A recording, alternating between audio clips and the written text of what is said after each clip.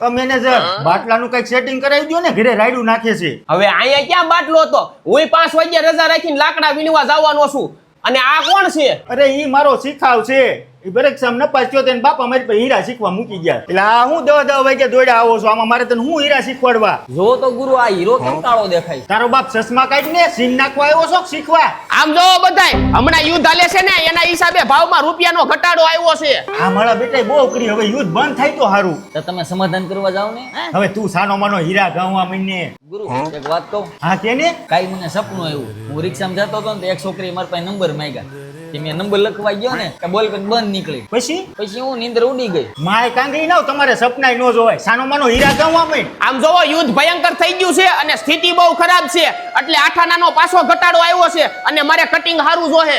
તારો બાપ પણ એમાં મારો હું વાગ છે? તું આવ્યો પછી જ આવું થયું છે. આમ હીરા ગોઈ એ લાઈટ ગઈ. તારો બાપ તારા હિસાબે જ આમ થાય છે.